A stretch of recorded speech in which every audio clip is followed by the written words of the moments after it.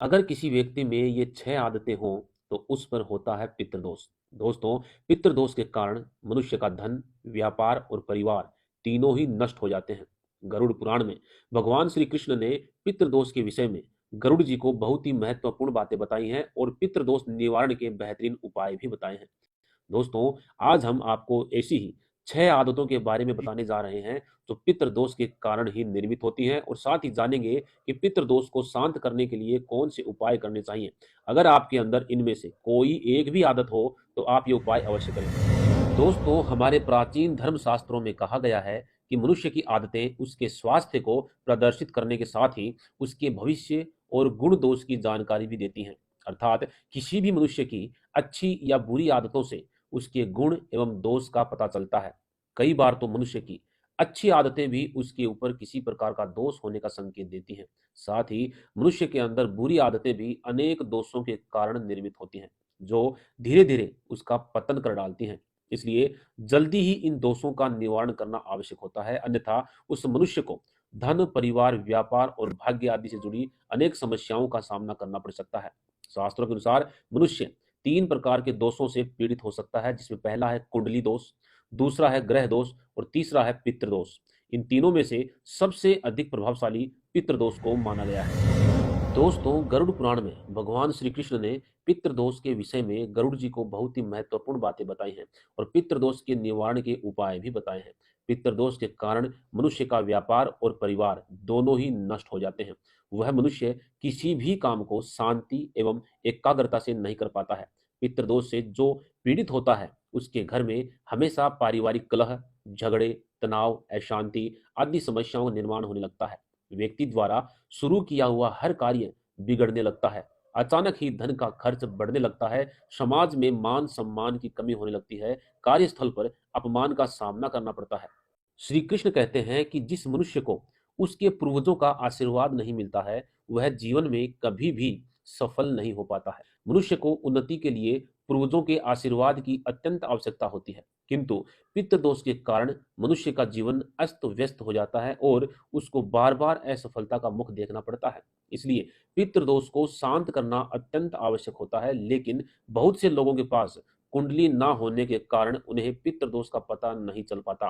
परंतु शास्त्रों में ऐसे लक्षणों के बारे में बताया गया है कि अगर किसी व्यक्ति में ये लक्षण या आदतें दिखाई दे तो उस व्यक्ति पर पितृदोष है, ऐसा समझना चाहिए। शास्त्रों में 6 आदतों के बारे में बताया गया है। अगर व्यक्ति में ये आदतें दिखाई दें तो वह पितृदोष से पीड़ित है। उसे तुरंत ही पितृदोष को शांत करने के लिए ये उपाय भी अवश्य करने चाहिए।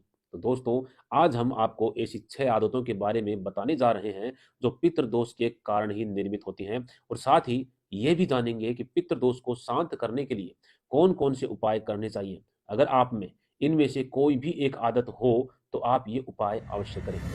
पहला है कि जिन लोगों को पितृदोष होता है उनमें एक आदत सामान्य होती है। वह इंसान दिन भर अपने नाखूनों को खाता रहता है। अर्थात जो इंसान हर समय अपने नाखूनों को चबाता रहता है वह पितृदोष से पीड़ित होता है। नाखून चबाना पितृदोष से पीड़ित होने वाले इंसान का एक लक्षण होता है। और इतना ही नहीं, हमारे शास्त्रों में माना जाता है कि नाखून चबाने की आदत विरासत से प्राप्त होती है। अगर कोई भी व्यक्ति नाखून चबाता है तो उसके पूर्वज अवश्य ही उससे क्रोधित होंगे या उससे संपर्क करने की कोशिश कर रहे होंगे। इतना ही नहीं, ज्योतिष शास्त्र के अनुसार नाखून चबाने से उस इंसान का सूर्य भी कमजोर हो जाता है, जिससे पितृदोष की पीड़ा और अधिक बढ़ जाती है। पितृदोष से पीड़ित व्यक्ति की एक दूसरी आदत ये भी होती है कि वह अकारण ही बैठे बैठे जमीन पर रेखाएं खींचता रहता है या बैठे बैठे जमीन को कुरेदता रहता है, जो अशुभ लक्षणों में आते हैं। इससे मनुष्य की आयु भी कम होने लगती है। तीसरी आदत बताई गई है कि वह दिन भर बिना किसी कारण के अपनी दाढ़ी को खुजाता रहता है या सिर को खुजलाता रहता है। और सिर को खुजलाना, दाढ़ी को खुजलाना उसकी आदत बन जाती है। चाहे कोई परेशानी हो अथवा ना हो, वह अकारण ही सिर को खुजलाता है, दाढ़ी को खुजलाता है। शास्त्रों में कहा गया है कि जो व्यक्ति सिर को और दाढ़ी को अकारण ही खुजलाता रहता है वह पितृदोष से पीड़ित होता है और उसकी धन संपत्ति धीरे धीरे करके समूल रूप से नष्ट हो जाती है। अब इसके अलावा शास्त्रों में चौथा लक्षण भी बताया गया है कि जो व्यक्ति दिन भर अपने गुप्त अंगों को स्पर्श करता है अथवा खुजलाता रहता है, उसे समय तथा स्थान का ज्ञान नहीं होता, वह किसी भी स्थान पर अपने गुप्तांगों को खुजलाता रहता है, तो यह लक्षण पितृदोष के कारण ही प्रकट होते हैं। अब दोस्तों, मनुष्य के बैठने के तरीके से भी पता चलता है कि उस पर किसी प्रकार का दोष है या नहीं। शास्त्रों के अनुसार यदि कोई व्यक्ति बड़े बुजुर्गों के सामने टांग पर टांग रख करके बैठता है तो वह भी पितृ दोष से ही पीड़ित होता है, क्योंकि ऐसा व्यक्ति खुद को बड़े बुजुर्गों से अपने आप को बड़ा साबित करने लगता है। वह बुजुर्गों का सम्मान नहीं करता और किसी न किसी कारण से उनका मजाक उड़ाता रहता है। यह लक्षण मनुष्य के अंदर पितृ दोष के कारण ही प्रकट होते हैं।